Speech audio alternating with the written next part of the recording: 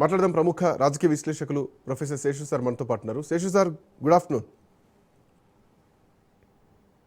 Seshu sir good afternoon.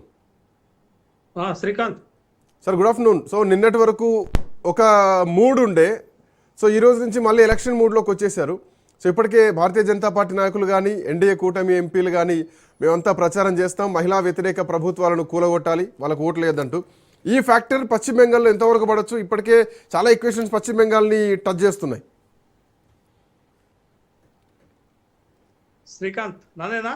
చేస్తారు మిమ్మల్ని.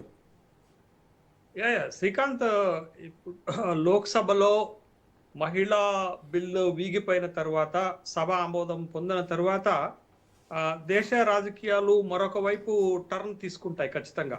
ఎందుకనంటే ఇప్పటి వరకు ఉన్నటువంటి ఎన్నికల వ్యూహాలు కానీ, ఇప్పటి వరకు ఉన్న రాజకీయ పార్టీల వ్యూహాలు కానీ మార్చుకుంటాయి. ఎందుకు మార్చుకుంటాయంటే, మీరు గత దశాబ్ద కాలంగా మనం దేశంలో జరుగుతున్నటువంటి రాజకీయ పరిణామాలను గనక మనం చూస్తే, మహిళలు, యువత, పేదలు ఈ మూడు వర్గాలే ఎక్కువగా ఓటింగ్కి వస్తున్నాయి.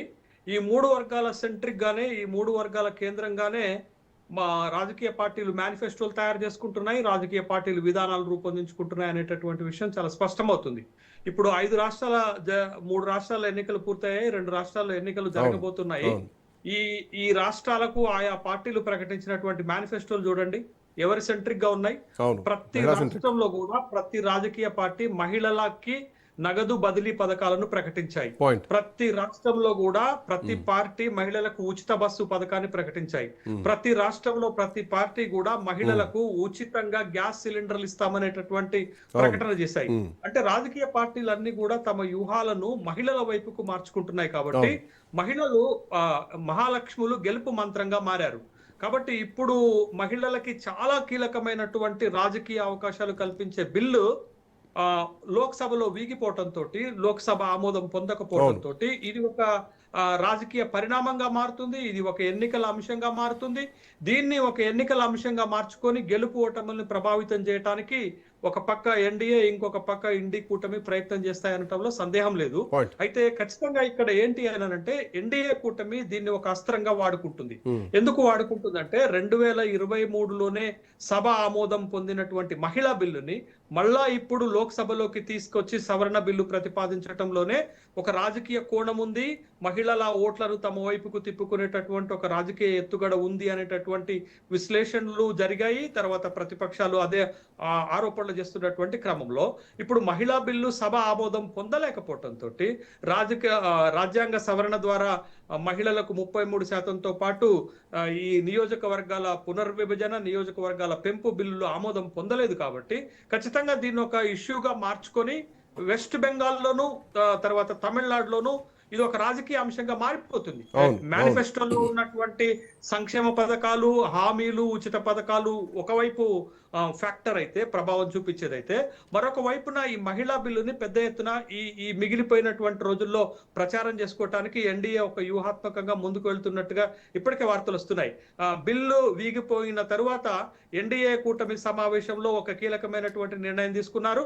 ఈ అంశాన్ని దేశవ్యాప్తంగా ప్రచారం చేయాలి అనే నిర్ణయం తీసుకోవడంతో పాటు, దేశవ్యాప్తంతో పాటు ఎన్నికలు జరుగుతున్నటువంటి రాష్ట్రాల్లో కూడా దీన్ని ఒక కీలకమైన ప్రచారాస్త్రంగా వాడుకొని మహిళల ఓట్లను ఆకర్షించడానికి ప్రయత్నం ఖచ్చితంగా చేస్తారనేటటువంటి విషయం మనకి స్పష్టంగా కనపడుతుంది. మరి ముఖ్యంగా బెంగాల్లోను, తమిళనాడులోను ఒక కీలకమైనటువంటి అంశం ఉంది శ్రీకాంత్. ఏంటంటే 2 రాష్ట్రాల్లో కూడా 6 కోట్ల ఓట్ల కంటే ఎక్కువగా ఉన్నాయి. వీటిలో మహిళా ఓట్లు ఎక్కువ, మహిళలు ఓటింగ్ వచ్చేటటువంటి వాళ్ళు ఎక్కువ, మహిళా ఓట్లు ఎక్కువ, తర్వాత పోలింగ్ బూతులకు వచ్చేటటువంటి మహిళల శాతం కూడా ఎక్కువ. కాబట్టి ఖచ్చితంగా ఉమెన్ ఫ్యాక్టర్ అనేది ఈ 2 రాష్ట్రాల్లో గెలుపు ఓటములను ప్రభావితం చేస్తుంది. బట్ సార్, బెంగాల్ విషయంలో ఢిల్లీ ఎప్పుడు మమ్మల్ని అర్థం చేసుకోదు. సో ఢిల్లీ వర్సెస్ బెంగాల్ లాంటి ఒక ఈక్వేషన్ ఎప్పటికుంటా ఉంటుంది. బెంగాల్లో ఒక ఎమోషనల్ ఈక్వేషన్స్ ఉంటా ఉంటాయి. బట్ అట్లాంటిది భారతీయ జనతా పార్టీ ఆల్మోస్ట్ గెలుపుకు అంచు వరకు వచ్చింది పోయినసారి ఎన్నికల్లో. బట్ ఇప్పుడు దీది ఫైట్ చేస్తున్న విధానం కానీ, లేదంటే ఈవెన్ మహిళలకు శాసనసభలో ఇచ్చే టికెట్ల విషయంలో కూడా బీజేపీ కంటే దీదియే ఇంకో 10 స్థానాలు ఎక్కువ ఇచ్చినటువంటి టికెట్లను కూడా మనం చూసాం. అయినా కానీ బీజేపీ ఇదే ప్రధాన ఆయుధంగా చేసుకొని బెంగాల్లో యుద్ధం చేయగలదా? శ్రీకాంత్, 2 రాష్ట్రాలు ఒక కామన్ స్టేట్మెంట్ ఇచ్చాయి. ఏంటి అని అంటే, బిల్లు వేగిపోయినటువంటి మరుక్షణంలోనే స్టాలిన్ ఒక ప్రకటన చేశాడు. తమిళనాడు ఢిల్లీని ఓడించిందన్నాడు. తమిళనాడు ఢిల్లీని ఓడించిందన్నాడు. తర్వాత ఈ బెంగాల్ ఎన్నికలు జరుగుతున్నటువంటి సందర్భంలోనే మమతా బెనర్జీ ఒక స్టేట్మెంట్ ఇచ్చింది. బెంగాల్ లో విజయం సాధించిన తర్వాత మా ప్రయాణం ఢిల్లీ వైపుకి అని చెప్పింది. అంటే ఈ రెండు రాష్ట్రాల్లో ఢిల్లీని టార్గెట్ చేస్తున్నాయి కాబట్టి ఆటోమేటిక్ గా ఢిల్లీ కూడా ఈ రెండు రాష్ట్రాలలో ఉన్నటువంటి అధికార పార్టీల్ని టార్గెట్ చేస్తున్నటువంటి క్రమం ఒకటైతే, మీకు వెస్ట్ బెంగాల్లో చాలా కీలకమైంది అని అంటే మొత్తం దేశంలోనే 2 మహిళా ముఖ్యమంత్రులు ఉంటే వెస్ట్ బెంగాల్లో దీదీ ముఖ్యమంత్రిగా ఉన్నారు. తర్వాత ఢిల్లీకి వచ్చేసరికి రేఖా గుప్తా ఉన్నారు. మీకు 30 స్టేట్లలో ముఖ్యమంత్రులు ఉంటే మహిళల ప్రాతినిధ్యం 2 ముఖ్యమంత్రులు అంటే ఎట్లా అర్థం చేసుకోవాలి మనం? అంటే ఏ పార్టీ అదే కన్నిమొళ్ళి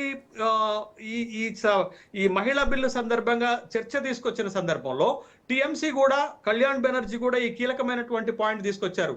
మీరు 21 రాష్ట్రాల్లో అధికారంలో ఉంటే ఎంతమంది మహిళలకు మీరు ముఖ్యమంత్రులుగా అవకాశం ఇచ్చారు అనేటటువంటి ఒక వాదనని లేవదీసినటువంటి క్రమంలో ఇప్పుడు వెస్ట్ బెంగాల్లో గనక మహిళా బిల్లు ఓడిపోయినా, మహిళా బిల్లు సక్సెస్ అయినా అది ఒక కీలకమైనటువంటి ఎన్నికల అంశంగా మార్చే ప్రయత్నం జరిగితే మమతా బెనర్జీ కూడా ఒక కీలకమైన పాయింట్ తీసుకొస్తుంది. ఏంటి అని అంటే స్వయంగా నేను మహిళగా నేను ప్రాతినిధ్యం వహిస్తున్నాను, నా పార్టీ నుంచి మహిళలకు ఎక్కువ అవకాశాలు ఇచ్చాను, మహిళలకు మా పార్టీ అనేక సంక్షేమ పథకాలు తీసుకొచ్చింది అనేటటువంటి ఒక ఎత్తుగడ ఒక రాజకీయ ప్రచారం తీసుకొస్తుంది. దాంతో పాటు అత్యంత కీలకంగా బీజేపీ చేసేటటువంటి ఈ మహిళా బిల్లు ప్రచారంకి వ్యతిరేకంగా ఇండి కూటమి తర్వాత ఈ 2 రాష్ట్ర ఎన్నికలు జరుగుతున్న రాష్ట్రాల్లో ఒక ప్రధానమైనటువంటి ఫ్యాక్టర్ని ఎన్నికల అంశంగా మారుస్తారు. ఏంటి అని అంటే ఆర్ఎస్ఎస్ వైఖరి ఏంటి, మోహన్ భగవతి మహిళల పట్ల చేసినటువంటి వ్యాఖ్యలు ఏంటి అనేటటువంటి దాన్ని కూడా ఎన్నికల అజెండాగా తీసుకొచ్చి ఎన్డీఏ కూటమి లేకపోతే బీజేపీ చేస్తున్నటువంటి ప్రచారాన్ని ఎదుర్కొనేటటువంటి ప్రయత్నము అటు మమతా బెనర్జీ ఇటు స్టాలిన్ చేస్తారనేటటువంటి విషయాన్ని గమనించాలి. అయితే ఇందులో మీరు ఆర్ఎస్ఎస్ వర్షన్ ఒకటి తీసుకున్నారు. But Bharatiya Janata party official గా ఏం చెప్తుందంటే మహిళలకు భద్రత లేదు, ఇక్కడ మహిళలకు రక్షణ లేదు. సో రేపు పొద్దున మహిళలు భద్రంగా ఉండాలంటే కనుక భారతీయ జనతా పార్టీ రావాలి అని చెప్పేసి మహిళలకు అవకాశాలు హక్కులు అని తీసుకొస్తున్నారు. అంటే పాయింట్ ఇంకోటి ఏంటంటే సార్ నేను అంటున్నాను, పశ్చిమ బెంగాల్లో మనకు కొన్నే మొహాలు కనిపిస్తాయి. అది కూడా డాక్టర్ బిధాన్ చంద్రరాయ్ కానీ, లేదంటే జ్యోతి బసు కానీ, లేదంటే దీదీ కానీ, ఇంతకు మించిన ఫేస్లు ఏం లేవు. అంటే ఒక ఫేస్ ఐడెంటిటీ ప్రకారం ఎన్నికలు జరుగుతూ ఉంటాయి. మరి భారతీయ జనతా పార్టీకి అట్లాంటి ఐడెంటిఫికేషన్ ఏం లేదు కదా. సో ఈ ఈక్వేషన్ ఎట్లా చూడొచ్చు? శ్రీకాంత్, మీరు మహిళల భద్రత విషయంలో బెంగాల్లో ఒక ప్రచారాస్త్రంగా ఖచ్చితంగా భారతీయ జనతా పార్టీ ఒక ఎన్నికల అస్త్రంగా మార్చుకుంది. ఏంటి అని అంటే 2 కీలకమైన సంఘటనలు జరిగాయి ఎన్నికలకు ముందు. ఒకటి ఆర్జికార్ హాస్పిటల్ సంఘటన ఒకటి, సందేశ్ ఖాళీ సంఘటన ఒకటి. ఈ 2 సంఘటనలో మహిళలు బాధితురాలు కాబట్టి మహిళల రక్షణకు మేము ఎక్కువ ప్రాధాన్యత ఇస్తామనేటటువంటి ఒక ఎన్నికల ప్రచారాస్త్రంగా ఒక ఎన్నికల అంశంగా మార్చుకున్నటువంటి సంఘటన అక్కడ కనపడుతుంటే, రెండోది ఇప్పుడు మీరు అడుగుతున్నటువంటి ప్రశ్న, మీకు వెస్ట్ బెంగాల్కి వచ్చేసరికి ఫేసెస్ ఆఫ్ ది పాలిటిక్స్ ఏం కనపడుతుంది అని అంటే, ఒకటి జ్యోతిబాస్ కనపడతారు. 25 సంవత్సరాలుగా ఆ రాష్ట్ర ముఖ్యమంత్రిగా అప్రతిహతంగా పరిపాలించినటువంటి జ్యోతిబాస్ కనపడితే, జ్యోతిబాస్ తర్వాత బుద్ధదేవ్ భట్టాచార్య కనపడతారు. బుద్ధదేవ్ భట్టాచార్య తర్వాత 15 సంవత్సరాలుగా ఆ రాష్ట్రాన్ని పరిపాలిస్తున్నటువంటి మమతా బెనర్జీ కనపడతారు. కానీ మమతా బెనర్జీకి ఒక ముఖ్యమంత్రిగానే కాదు, ఒక మహిళగా, ఒక ఫైర్ బ్రాండ్ గా, ఒక సాదాసీదా జీవితం గడిపేటటువంటి ఒక మహిళగా చాలా క్వాలిటీస్ ని ఆమెను ఒక ప్రత్యేకమైనటువంటి రాజకీయ నాయకురాలుగా నిలబెడుతున్నటువంటి క్రమంలో భారతీయ జనతా పార్టీకి వచ్చినటువంటి ఒక సమస్య, ఎన్నికల్లో వస్తున్నటువంటి ఒక సమస్య ఏంటంటే స్థానికంగా దీదీకి ఈక్వలెంట్ ఫేస్ లేదు. మోడీ వాళ్ళు వచ్చేసరకు జాతీయ రాజకీయాల్లో ఒక గొప్ప నేతలుగా ఎదిగినటువంటి క్రమం ఉన్నప్పటికీ కూడా, బట్ లోకల్ ఫ్యాక్టర్కి వచ్చేసరకు, అందుకే లోకల్ ఫ్యాక్టర్ అనేటటువంటి అంశాన్ని కూడా దీదీ ఒక ఎన్నికల అంశంగా మార్చుకున్న సంఘటన మనకు కనపడుతుంది. బట్ లోకల్ గా దీదీకి ఈక్వలెంట్ ఫేస్ భారతీయ జనతా పార్టీలో లేదు కాబట్టి భారతీయ జనతా పార్టీ ఒక ఎన్నికల వ్యూహంగా ఏం చేసింది అంటే, ఇప్పుడు అక్కడ ప్రతిపక్ష నేతగా ఉన్నటువంటి సువేందు అధికారి కూడా టిఎంసి నుండి బహిష్కృత నేతనే, టిఎంసి నుండి బయటకు వెళ్ళినటువంటి నేతనే. మీకు నందిగ్రామ్ లో గానీ ఉత్తర 24 పరగణ జిల్లాల్లో గానీ ఈ సువేందు అధికారి కుటుంబానికి చాలా బలం ఉంటుంది. కాబట్టి ఈ పోయిన 2021 ఎన్నికల్లో సువేందు అధికారి ఫ్యాక్టర్ ని తగ్గించడానికి, సువేందు అధికారి బలాన్ని తగ్గించడానికి ఏకంగా మమతా బెనర్జీ నందిగ్రామ్ లో వచ్చి పోటీ చేశారు. అయితే ఈసారి ఈసారి ఏం చేశారంటే మమతా బెనర్జీని కూడా అదే విధంగా ఇరుకునబెట్టడానికి, తర్వాత మమతా బెనర్జీకి సువేందు అధికారిని ఈక్వలెంట్ ఫేస్ గా డెవలప్ చేయడానికి సువేందు అధికారిని తీసుకొచ్చి భవానీపూర్ లో ఎమ్మెల్యేగా నిలబెట్టారు. అవును. అటు నందిగ్రామ్ లో నిలబెడుతున్నాడు, ఇటు భవానీపూర్ లో నిలబెడుతున్నాడు. సార్ అంటే కంటిన్యూ చేద్దాం సార్. సువేందు అధికారిని భారతీయ జనతా పార్టీ మమతా బెనర్జీకి ఒక ఈక్వలెంట్ ఫేస్ గా డెవలప్ చేసేటటువంటి ఒక రాజకీయ వ్యూహంలో భాగంగానే భవానీపూర్ లో సువేందు అధికారి ఎమ్మెల్యేగా పోటీ చేయటం.